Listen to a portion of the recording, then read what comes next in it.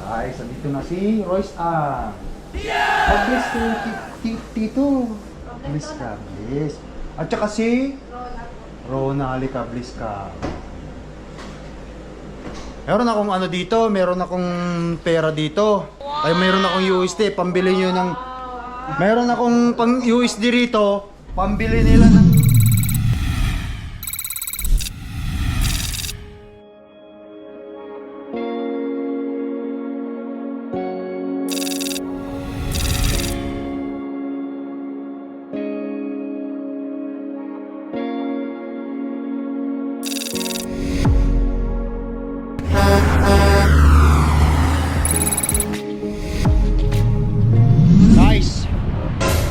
Magandang araw, tanghali, gabi, madaling araw sa inyong lahat.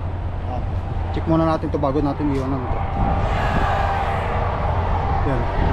Andito tayo ngayon sa Shell, Caledonia, New Brunswick. Andito yung ating kababayang truck driver na si Lakay Rante. Sinundo niya ako at niimbita niya ako doon sa bahay nila. Lakay! Basta. Oh, shout out. Islang.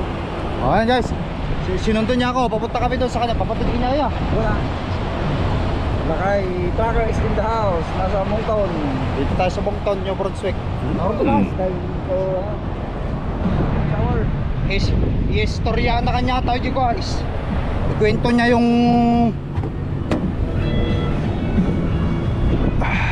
Kandata radyom Lakay. Ito pong pailangan. Radyom. Yeah. Okay guys, matagal ng panahon hindi ako nakarating dito guys. Kung gusto nyo mapanood yung previous video namin nila kay Rande, ilalagay ko sa description down below. Para sa ganun mapanood nyo yung mga banding namin last year, no? Lakay, no? Last year. Wow! Dito ako sa parking, tsaka sa bahay. Dito sa parking, meron din doon sa inuupahan nilang ano ngayon. Noon pa, nangungupahan sila. Marami silang nakarating dito guys. Via work permit, direct path. Hanggang ngayon, work permit pa rin si Lakay Rande, pero mayroong bagong sinasabi mo sa akin Lakay kanina? May bagong pathway ngayon dito sa Canada. Kaya yun na talaga yung inano ko guys na ano. Dahil may mga tropa din tayo dito na ganun yung napasukan. O kasi dito sa atin Pilipino, share information.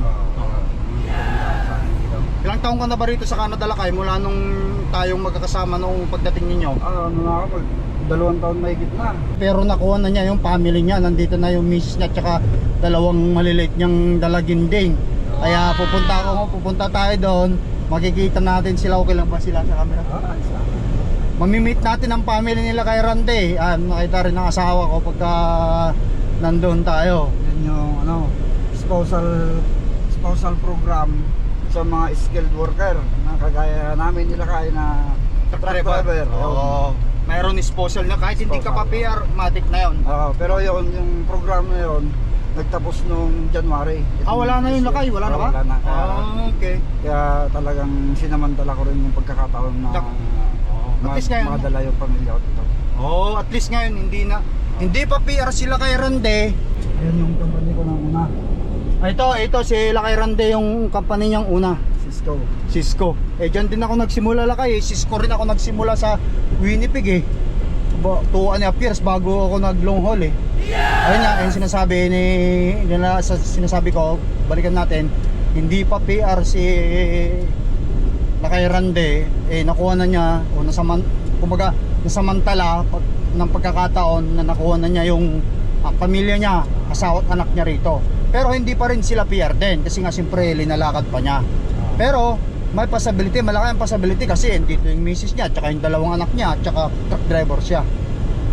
Guys, kaya yung mga kagaya ko na nangangarap dyan sa atin sa Pilipinas, tingnan nyo, dati sinusundan ko lang din sila kayo sa Facebook, sa YouTube. Kaya panood ko lang, nandyan ako sa Pilipinas nung nasa simento pa ako, tsaka nasa tanker. Ngayon, pangatlong beses na namin magkita nila kayo. Yun ang kagandahan. Nakalain mo pagkakataon guys. talagang Hindi mo masabi. Di mo masasabi. Kaya kayong nasa Pilipinas, i-push nyo lang yung dream ninyo. Oh. Panoorin nyo lahat ng mga nagbablog dito, makakakuha kayo sa kanila ng mga idea. Hindi man galing kay Lakay, sa mga iba, makakuha kayo. O pagdating nyo rito, nakapalo kayo sa Lakay Tracker Facebook, nakasubscribe kayo sa Lakay Tracker subscriber Lakay. Andito na ako sa Canada, pinapanood lang kita. Baka naman pwede tayo magkita, dito ang lugar ko. Pag dumating ka rito, meet tayo. O yun, ako naman friendly tayo. Walang problema sa akin, makikipag-meet talaga ako. Basta kapwa Pilipino lang talaga, iba tayo Pilipino, di ba? Ayan, so ano bang plano natin ngayon, Lakay? Mamamalingki pa tayo? Daan tayo ng... Sige. Doon sa grocery yan. Mamalingki kami at pagkatapos doon, magkwentuhan kami ng konti nila kay Randy doon. Kasi baka mamayang hapon o kaya madaling araw, aalis din ako. Kailan pala biyahe mo, Lakay? Wala pa baka Bukas pa. Oo, na-chimpuan ko rin sila Wednesday pa siguro pag matapos yung truck ko sa 90-day inspection. Oo, nakasipti. Sinisipti nila. Sinisip. Ako tapos na makasipti yung truck ko, kaya may inabot din ako ng 10 araw, Lakay. Nakita mo naman kasama family natin. Nagkampi-camping, ganun lang talaga. Ganun talaga pagka lalo ngayong summer, enjoy talaga. Oo. Kasi August na ngayon, guys, September taglamig na. Oo. Bilanggo na naman yung mga bata niyan sa loob ng Kaya nga pag nag-falls, ilang buwan lang yan. Winter na naman. Pag nag-winter season, nako po, napaka-boring. Oo, tama yun. Kaya talagang ganyan dito sa Canada, guys. Pag nandiyan kayo sa Pilipinas, bibigyan ko na namin kayo ng heads up Pag nandito kayo sa Canada, akala nyo rito parang paradise. Hindi. Dito parang bahay trabaho ka lang din dito. So na lang may enjoy yung snow. Oo. Pero kapag katagalan na, maiinis ka na. Maiinis ka na. Pero excited ka kasi nga siyempre galing ka ng Pilipinas o sa amang lugar, nakakita ka sa Pero pag tumagal ka na rito sa ganitong lugar, Canada man or sa US man, kasi nag-i-snow rin sa US.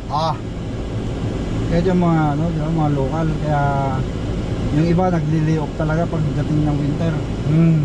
Tapos pagka ganitong summer run, sila rumaratot sa trabaho, pero hindi pa rin yung summer time nga. Enjoy nila yung pagkakamping, mga hindi nagagawa sa winter. Tama yun, Lakay. Kaya kapag may pagkakataon talaga, enjoy the moment with family. Kasi yun na, lalo nila kay congratulations sa'yo, Lakay, nakuha mo yung pamilya mo kahit Salamat, hindi pa PR, pero pagdadasal ko, Lakay, na sana makuha mo PR mo. Mabait kang tao, tsaka maano ka sa family mo, tawag nito, napaka-responsable mong tatay, kaya makukuha mo yan. Pero kahit mahirap, guys, talaga sinikap ko talaga makuha sila, kahit talagang as in, hindi lang back to zero. Sabihin ko sa inyo. Negative pa nga. Nakapangutang pa, okay lang yun. Pero pag na-PR na yan, lahat naman tayo duman sa utang. Dito na sila. Dito na sila. Kaya nag-i-struggle ganyan talaga sa una. Totoo yun. Mamaya makikita niyo yung pamilya ko, nandiyan na sila kahit paano. Makita natin sa vlog natin. Kaya naman, guys, pagpatuloy natin yung kwentuhan, mamaya dadampot lang kami ng pwedeng lulutuin nila kayo dito. Alright.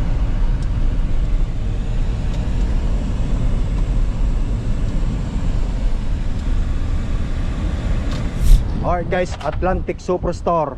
Pumidot ng pa nila kay Randy dito. Lakay. Ayun na. Huwag lang pagmaluma.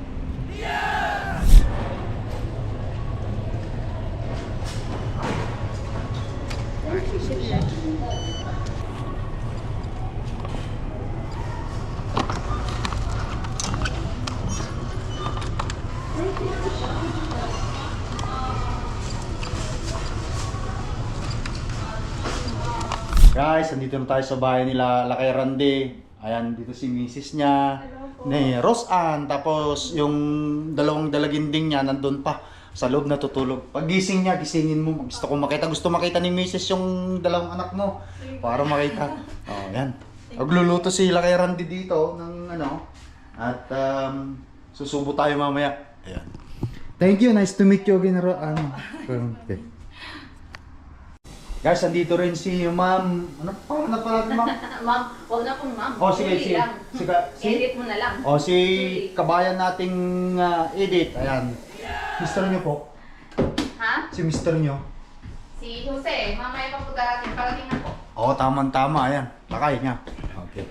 Dumanti barong na. Ilo ka na rin. Tagalog. Okay. Universal sa atin. Okay, hindi bali.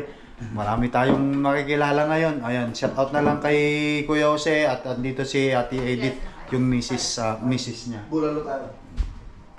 At nakakilala at least makita ng asawa ko ito. Andito ko na ano, kahit saan tayo dito sa New Brunswick, Canada may mga kaibigan tayo. Oo. Magpapakape sa ate, magpapakape sa ate Edith. Ayan, kami tayo, sige. Habang luluto sila kay Randy. Ay, sa dito na si Royce Mag-bless ko tito. Bless ka, bless. At saka si Rona, halika, bless ka. Meron akong ano dito, meron akong pera dito. Yung sinabi ko kay Randy na mag-withdraw sana ako doon sa ano, wala rin eh. Kaya meron akong USD, pambili nyo ng... Meron akong pang USD rito, pambili nila ng kids meal sa McDonald's. Lakay kapag dumaan ka. Oh, wala eh. Kumukuha ko kanina dun sa namili sila kay, may yung binili ko. Nagpapa-cash advance ako. Hindi naman nila yung kahira, hindi naman siya nakapokus eh. Yan. Pambili nyo ni ading mo ng ng McDonald's kahit yung lang, kids meal. Ay, masaya nito. Okay. Sabihin mo na. Welcome. Yan guys. Ay, masaya kapag nandito yung mga bata. At least makita ng mga anak ko. Ayan pala yung mga Hello. Hey, say to Baki. Ay, Baki, yung bunsong lalaki. Oh, why Baki, Ate Clark. Kuya Baki at Ate Clay. Sabi mo na. Ilan taon na siya? Lima po. Ay, kay dadan niya si Baki. Mag 6 years old na si Baki nitong October. Oh, lakay. Kaya si Macy, 6 na taon na rin siyang hindi nagre-regla kasi mayroon siyang lakay, ayaw na daw niya mga anak eh. Ayaw na ni Mrs. mga anak. Oo. Ayaw na niyang mag-alaga. Pagod na daw siya, tama na daw yung 5. Ayaw na daw niya yung 5.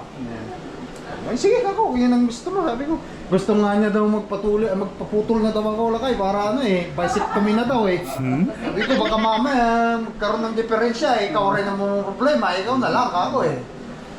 Yun. Gagawa nila. Yata nga lakay. Si Dagan. Hoy! Ni Jose. Naka-vlog, okay lang. Okay. Balik ko muna ako. O sige lang, bay. Bisaya, bay. Ilocano mo lang? Oo, puro kayo mo lagay Ilocano dito eh. Yes! Stop! Wala kay, sige. Ikaw ka pa na. Kailangan dito, ori siya mo, digos-digos. Baka pumungi ng 10%. Oo. Wala ganyan. Guys, at saya dito. Umuwi sa vlog. Guys, yung video namin ng mga a year ago, ilalagay ko sa description para sa ganun mapanood nyo. Kung paano sila nakarating ng Canada itong mga to kasi via direct path. Kung gusto nyo ilang sundan, marami sila nun nung kami ang magkakasama kasi alam nyo na, ang Lakay Tracker. Nataon yun, weekend nun eh. Friendly tayo kahit sa timapunta, may mga kaibigan tayo. Guys, panoorin nyo, direct path. Yan. Mayroon dun sa description, ilalagay ko yan pagka in-upload natin itong video na to. Right. Guys, ayan, mag-ihaw-ihaw na tayo. Ayan. Kasi dito yung mga sisters natin. Say about the sila yung life insurance dito sa New Brunswick, yung mga taga New Brunswick dyan na kailangan nyo ng life insurance, which is yun talagang kailangan natin individually here in Canada kasi nandito tayo sa Canada. Hindi ito yung para sa inyo kundi para sa ating family, yung maiiwanan natin. Nandito si ate Stephanie at saka si Joanna ng Ibari, guys. Remember, meron ba kayong contact formation dyan? Maaari nyo sabihin. O, yun. Facebook ninyo na lang. Oh, Facebook po. JC Joan Katbagan. Oh, si Stephanie Mercado River. Stephanie, Ate Stephanie, pa-plus ko yung kanilang profile dyan sa inyong screen at makita nyo, just call them, message them at mag-inquire kayo sa kanila about sa life insurance para sa ating family. Okay, te, God bless. Okay, lakay, ingat. Okay, nilakay. Natin. Yan guys. Sila kay ingat, Nad. Pasyar ka doon yung barbershop. Si barber. Ano barbershop nyo kay? House of Faith Barbershop, Moncton. House of Faith Barbershop, Moncton. Okay. Alright guys, ayan. Nag-chat kami ng konti at magpapahinga na kami until next time na lang siguro. At until next time, it's Lakay Tracker here. Peace up. Bye.